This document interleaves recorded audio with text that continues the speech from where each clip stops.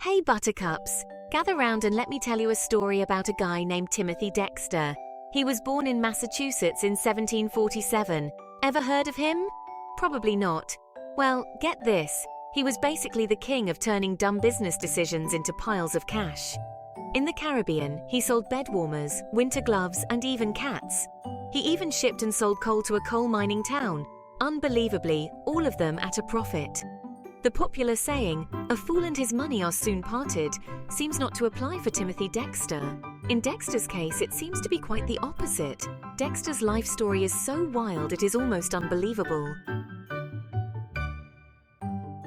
Timothy Dexter was born in the town of Malden, Massachusetts, which is just north of Boston, on the 22nd of January, 1747. His parents were Irish Americans, and the Dexter side of the family emigrated from Ireland almost a century ago. Money was never a problem for the family because the Dexters did not have any money. Actually, it was so bad that at age 8, poor little Timothy had to drop out of school and was forced to go work as an indentured servant on a nearby farm. In case you are wondering, an indentured servant is basically a person who works as a slave for a certain amount of time, usually 7 years before being set free. After being set free, at age 16, Timothy then became a leather tanner's apprentice in Boston to Benjamin Frothingham. Benjamin's wife, Elizabeth, came from English nobility, and they both lived in the upper-class neighborhood of Charlestown. After working half a decade, the 21-year-old Timothy Dexter moved to Newburyport, Massachusetts, which is 37 miles north of Boston, to open his own leather tanning shop. Even though leather tanning is not a glamorous job, it did earn him enough money to buy a modest house in Newburyport. To Timothy Dexter's good fortune, and to Elizabeth Frothingham's misfortune, depending on how you look at it, Benjamin Frothingham passed away, and Elizabeth became a widow. But it was not Benjamin's job that Dexter wanted. It was his wife. 1 year later, Timothy and Elizabeth were married in 1770, and he moved into her mansion in Charlestown. Elizabeth was 9 years his senior and had 4 children from her previous marriage. And yes, it seems Timothy Dexter married Elizabeth for her money. Later, Elizabeth will have 2 more children from Timothy. At her house, Timothy set up a new leatherworking shop in the basement, while Elizabeth operated a sewing, haberdashery, and sundries shop on the main floor. Now living in the affluent neighborhood of Charlestown, Dexter expected to go from being a simple tanner to being a gentleman. One problem: he lacked a proper education, had rough manners, and was illiterate. Even though he tried to dress like them, talk like them, and act like them, his neighbors never saw him as their equal. He even tried to invest money like they did and emulate their business decisions. However, Dexter was not exactly a business whiz. In fact, he was known for making some pretty questionable decisions. Okay, let me just stop being polite and just say Timothy Dexter was known to make some stupid decisions. But somehow, by some stroke of unbelievable luck, these decisions often ended up making him money. We are talking shipping wool mittens to those same sweltering islands, sending coal to a place literally known for its coal mines, and buying up whalebone like it was going out of style. Spoiler alert, it was. When the American Revolutionary War broke out, the Continental Congress started to issue the Continental Dollar as currency in 1775 in order to pay its troops. To oversimplify things a bit, Continental Congress printed far too many of their currency, and the British circulated counterfeit Continental dollars throughout the war. The value of the Continental dollar plummeted. By 1781, it was so worthless that it stopped functioning as currency at all. A common phrase at the time was the dismissive, "It's not worth the Continental." By the 1780s, Timothy Dexter's high society neighbors like John Hancock and Thomas Russell were buying up the worthless currency at not even a penny, but at a fraction of a penny. Desperate to be one of the boys, Dexter had followed suit and also started buying the currency.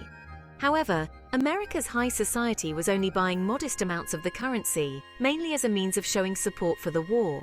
Unlike his neighbors, Dexter was buying every single Continental dollar he could get his hands on. He invested not only all of his money, but also all of his wife's money on a worthless currency. My big question is, where was Elizabeth during all of this? Dexter's wife is known to be a frugal woman, so how did she allow her husband to gamble with all of her money? Perhaps he invested her money without her knowing about it. By all accounts, this absolutely insane decision should have bankrupted him. And guess what? Against all odds, Timothy's crazy gamble paid off.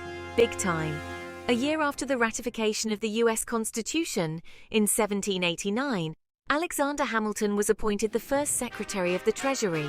In 1790, he convinced Congress to redeem the worthless continental dollars for US Treasury bonds at 1% of their original face value. Overnight, this decision made Timothy Dexter a very, very rich man. With his new self-made wealth, Dexter now expected to be a bona fide member of the upper class. However, he was never fully accepted by the genteel and sophisticated upper class of Charlestown. Seeing that his newfound wealth made him even more unpopular, he decided to leave Charlestown, and in 1791, he moved his family to Newburyport. At Newburyport, Dexter bought 2 homes. Both were in the middle of the richest neighborhood of Newburyport. One of them was Tracy Mansion, which he then spent a lot more money to make the mansion even more ostentatious, but also gaudy and absurdly flamboyant at the same time. By this time, his marriage was not on happy terms, and Elizabeth moved into the second house. Soon thereafter, Dexter's gaudy mansion became a den of iniquity. Now a resident of Newburyport, Timothy Dexter wanted an important government position, so he constantly wrote letters to the local authorities asking for one. One problem, Dexter was practically illiterate, and his letters were unintelligible. To me, this is an example of showing how stupid Timothy Dexter was. He had the money, so he should have had somebody write the letters for him. Heck, he should have hired teachers to teach him to read and write, but I guess he was too stupid to figure that out. Anyway, with his newfound wealth, he bought not only homes, but also several merchant ships. Here, I speculate that Timothy Dexter was lucky enough to hire a smart and savvy captain for his fleet of ships. After all, it is already hard enough to deal with a stupid person, especially when a business venture goes from bad to worse. This captain must have been able to turn even Dexter's stupid business decisions into profitable ones. Anyway, given his wealth and the business his ships would bring to Newburyport, the local government probably thought they should appease Timothy Dexter.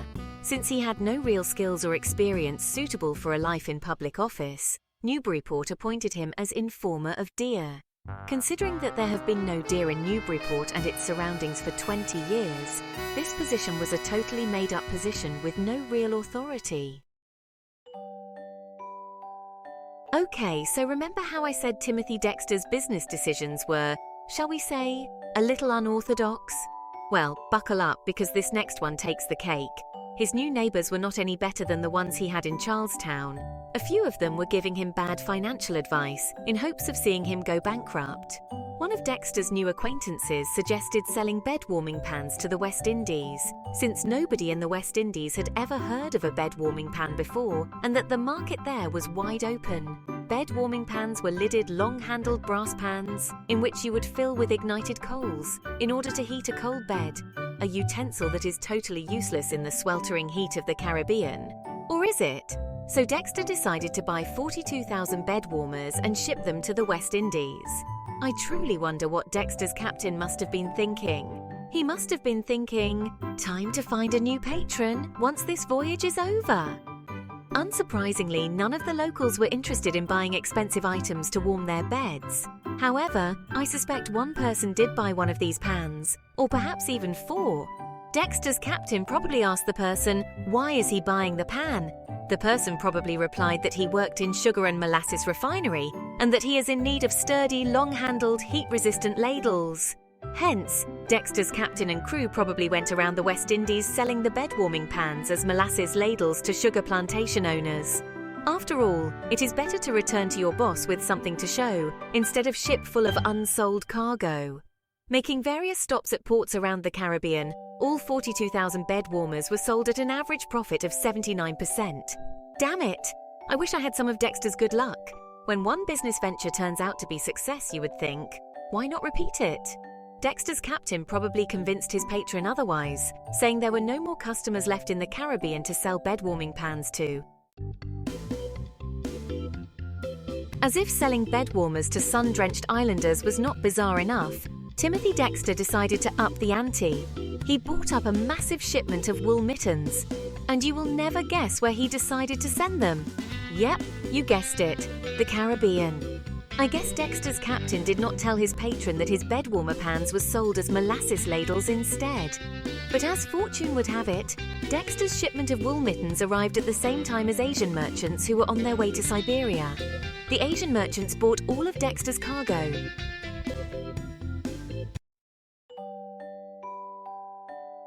All right, folks, get ready for another round of Did Timothy Dexter Really Just Do That? Because this next story is a real head-scratcher. You see, back in the day there was this saying, selling coals to Newcastle. It basically meant doing something completely pointless and redundant. But guess who decided to do just that? Yep, our boy Timothy. You see, Newcastle is a coal mining town, so coal is the last thing they would ever need. Timothy Dexter probably heard that idiom said a lot by his rich neighbours. Being illiterate and lacking education, he did not realize that the saying was an idiom. So, he bought up a whole shipment of coal and sent it straight to Newcastle. This could have been his stupidest business decision, so much so that his captain probably thought, "Not even I can save him from this stupid decision." When he bragged to his rich neighbors about his latest business venture, they probably all laughed at him. But it was too late, and his shipment has already set sail to England. Even though I think Timothy Dexter was stupid, I do not think he was a moron. The difference is, even a stupid person can learn from their mistakes and not repeat them. But guess what? His shipment just happened to arrive right when Newcastle was in the midst of a massive miners' strike. With nobody working the mines, the price of coal temporarily skyrocketed, and Dexter made a huge profit on his utterly insane investment. Damn it! I wish I had some of Dexter's good luck. So, there you have it. Timothy Dexter, the man who turned worthless currency into a fortune, sold bed warmers to the West Indies, sold coal at a huge profit to Newcastle, and turned selling winter gear in the Caribbean into a profitable business venture. Was he just incredibly lucky? Did he possess some sort of bizarre, counterintuitive business acumen? Or was it all just a series of improbable coincidences that somehow worked out in his favor? Honestly, nobody knows for sure. Some historians believe that Dexter was a master of marketing and self-promotion. Others maintain that he was simply a lucky fool.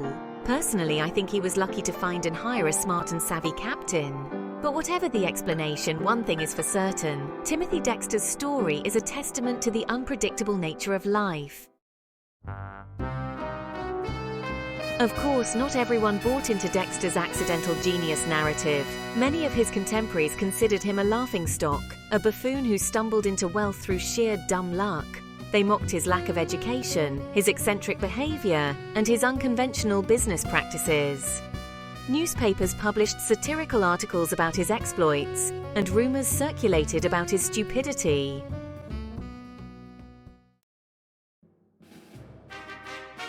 So, you would think after the whole coals to Newcastle fiasco, Timothy would have learned his lesson, right? Wrong! This guy never met a questionable business decision he didn't like. His next move? Investing in whalebone. Actually, due to a miscommunication with his captain, Dexter accidentally bought 340 tons of this stuff, instead of the requested nautical rope. Now before I go any further, by the term whalebone, I mean baleen. In other words, a misnomer. Instead of teeth, the baleen species of whales have baleen, a filter feeding system made mostly of keratin. So without the needed nautical rope, Dexter's fleet of ships could not sail anywhere, and the 340 tons of whalebone just sat on his ships. As a material, baleen or whalebone is both strong and flexible, perfect for making hooped skirts and corset stays. Hooped skirts and corsets made with whalebone ribbing became the fashion rage in Europe, and very soon in America too. Demand for whalebone soon skyrocketed. Because of buying so much of the stuff, Dexter had practically cornered the American market on whalebone. He then was able to sell his entire stockpile for a huge profit. Dexter's feline fleet 9 lives 9 times the profit? Timothy Dexter was not done defying logic. His next grand scheme involved cats. Yes, cats. Newburyport may not have had any deer, but there is one animal it had plenty of, and that is cats. Actually, at one time there were so many stray cats that there was a town meeting on what to do with them. Dexter not only offered to house them, he also offered a small fee for each stray cat brought to him. Here is what I speculated happened. Due to so many voyages going back and forth to the Caribbean, some which were probably selling more bed warmers as molasses ladles, Dexter's captain was aware of a huge rat infestation on plantations and warehouses throughout the Caribbean. The captain must have suggested to his patron to ship the stray cats to the Caribbean and market them expert rat catchers. After collecting hundreds of stray cats, Dexter then shipped the cats to the Caribbean, and yes, you guessed it, he sold them all at a profit. Was Timothy Dexter a genius who played the fool to perfection, manipulating markets and public perception to amass his fortune? Or was he simply a lucky idiot, stumbling from one absurd venture to the next? To me, his self-authored book, A Pickle for the Knowing Ones, answers that question. So, Timothy Dexter, the shipping magnate who shipped bed warmers and stray cats to the Caribbean and sold coal to Newcastle, decided to add another feather to his eccentric cap. He became an author. In 1802, he published his autobiography, titled A Pickle for the Knowing Ones. Imagine a book filled with rambling anecdotes, bizarre opinions, and a complete disregard for grammar, spelling, and punctuation. Actually, it is not too hard to imagine, considering that Timothy Dexter was functionally illiterate. The book was completely devoid of punctuations and completely filled with misspellings and grammar mistakes, as well as filled with nonsense. His book could easily qualify as the worst book ever written. Most of the book is a collection of ramblings, nonsensical mismatch of wild ideas, incomprehensible rants, and is a meandering mess. This abomination of American literature proves to me that Timothy Dexter was both stupid and an idiot, and not some mad genius. However, Dexter, ever confident in his own genius, declared that his book contained valuable insights and wisdom. I guess the joke is on me because the A Pickle for the Knowing Ones book was reprinted no fewer than 8 times. Due to complaints about the book's lack of punctuation, in the book's second edition, Dexter added an appendix with 11 lines of punctuation marks and instructed the reader to salt and pepper them throughout the book as they see fit. Basically, Dexter was saying, "Look, you want punctuation? Fine, here it is. Put it wherever you want. I'm not going to do it for you." It was a move that perfectly encapsulated Dexter's eccentric personality and his utter disregard for convention. Or maybe it is just a load of, well, pickle. As we come to the end of our journey through the life and times of Timothy Dexter, we find ourselves reflecting on a tale that defies conventional wisdom. From his humble beginnings as a tanner to his improbable rise as a wealthy trader, Dexter's life was a series of audacious gambles that somehow paid off. He was a man who turned absurdity into an art form, a living testament to the unpredictable nature of fate. He was a man of limited education, yet managed to outwit his more learned contemporaries. His investments seemed foolish, yet they brought him immense fortune. Was he a fool or a genius? In my opinion, he was an absurdly lucky idiot. Anyway, there is so much more of Timothy Dexter's absurd life that I could talk about, such as the time he staged his own fake funeral. However, I wanted to keep this video focused on his stupid investments that actually paid off. If there is enough demand for it, I can do a follow-up video on the other parts of his life. Even today, Dexter's legacy endures not just in the pages of his peculiar book, A Pickle for the Knowing Ones, but in the annals of American folklore. His story serves as a reminder that sometimes the most unconventional paths can lead to the most extraordinary destinations. Whatever conclusions we draw, one thing is certain. Timothy Dexter's life will continue to fascinate, perplex, and entertain for generations to come. Thank you for joining us on this whimsical journey through history. Until next time, keep questioning the improbable and embracing the absurd. Thank you for watching. Hope you found this video informative and entertaining. Please subscribe, like, share, and comment. We do like to know and hear your feedback.